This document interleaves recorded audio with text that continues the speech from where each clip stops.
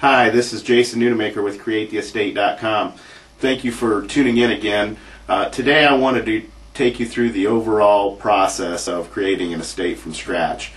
I wanted to show you how to identify property, purchase the property, do a site plan, get quotes, and just give you a very general gloss over on how an estate is created from the backside.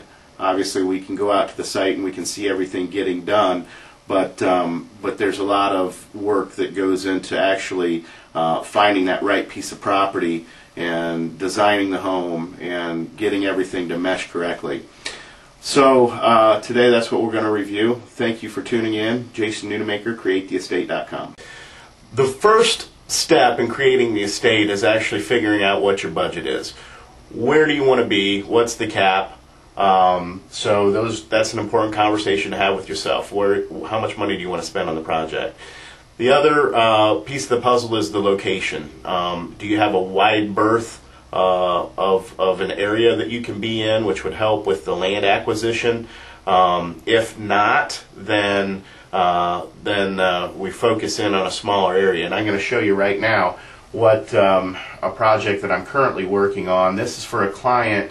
There's several ways to find property for sale. I'm also a real estate broker, so that helps. I can get on the MLS, I can look at expired listings, withdrawn listings, or even active listings right now. This particular woods right here is currently on the market, and it's an odd little shape here. My thought is this: we're going to approach the farmer that owns the adjoining field here, and then this parcel of woods. This woods is a scrub woods. There's not much the farmer can do with that. It's very small for hunting practices. Right now it's tough to get farmland because it is going. The price of crops are definitely up there. But what I wanted to do was square this off and put in an offer to the farmer to buy this section of ground. And then what we can do is we've got a nice area to build a home flanked by two sets of woods. It would be a great setup. This is basically the layout that I would propose to the farmer. This woods is for sale. The home site would be here. Outbuildings, maybe a little pasture land. We've got some woods here, but overall it'd be very nice for riding trails or whatever.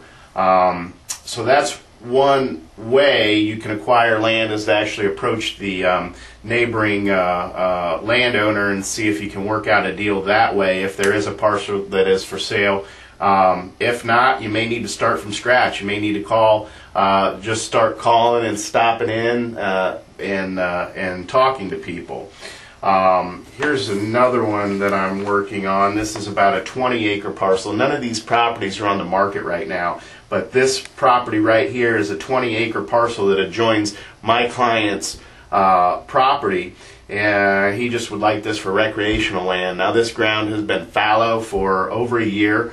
So do we have an opportunity to buy it? Yeah, we might. We have a better shot than if it was in corn or beans or something, where the farmers are doing very well on that right now. So there's certain, you just have to knock on doors and see if you can come up with a deal. Now I want to show you the project that we're working on. Google Earth is an excellent tool to identify property. This will show you the property, surrounding locations. It even has these little cameras. If you click on there, it'll show you a road view of the property. Not all areas have that, but it's a really great tool to get a road eye view of the property. But this is the location that we've been working on. This is the one that I've been out doing my video series on. As you can see, the map hasn't been updated in a few years. This is 2008 imagery, I think. But look at the lay of the land. Obviously, we've got the woods here. There is an existing building right in here. The new house is going right in here. This low ground right here, you can see the discoloration, which means that that swale is a water drainway. So what a perfect location for a pond. The first thing you want to do is, when you're looking at a piece of property, is to do a very general, very basic site plan. And so you take a copy and you say, okay, there's an existing building right there, there's the driveway, this is where I'd like my new house. This low area would be perfect for a pond. So then you take that concept and you go from there. What you're going to do when you get to this stage is, if you find the property, you identify the property, you like the property, you go and see if there's any interest in selling. If there's not any interest in selling, it's a moot point. Nothing more to do. If there is an interest in selling, that's when you start getting rough quotes. What you're going to do is, you're going to get together the general site plan. You're going to get a bid on your home, any outbuildings that you may want to do. What's the purpose of the property? Are you doing a horse farm? Are you doing, is this recreational land? Are you a hunter? Do you like waterfowl, deer, whatever it is? You know, you need to design the property around what your goal is. So, with all that being said, you're going to need a quote on your house, rough quote, and that's generally going to be within 10% of the actual build price if you've got a good builder.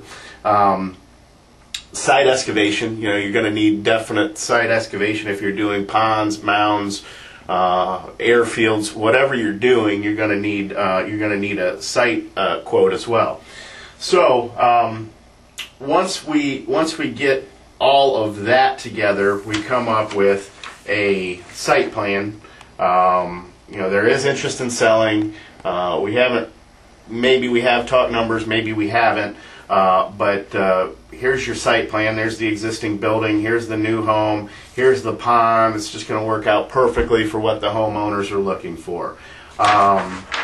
You know, later on down the road, as we get further, you know, maybe we do some color prints, which is, again, mostly for the homeowner. Just shows the general layout, where everything's going to go.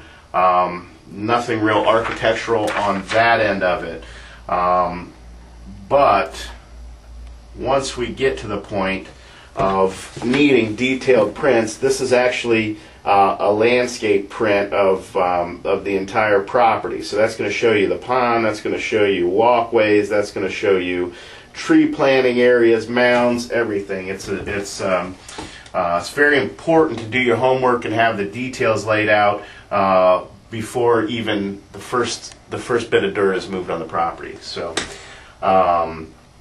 the other thing to keep in mind during this phase of the process is that, you know, you want to review permit process. You want to make sure that it's not going to be difficult to get permits, to build, to do whatever you want to do with the property. So those are things that you also want to do at that particular time. Okay, everything's going along great. You've got a site plan. You know, you've got a rough quote that you can live with. Everything's coming in on budget. You know, you need to have the purchase agreement for the property in place. You need to finalize your home design. You need to finalize the site design. You need to get firm quotes on that, and then close on the property. So ideally, you would have hard quotes going into the closing on what your house is going to cost, what your site plan is going to cost, and what the property is going to cost.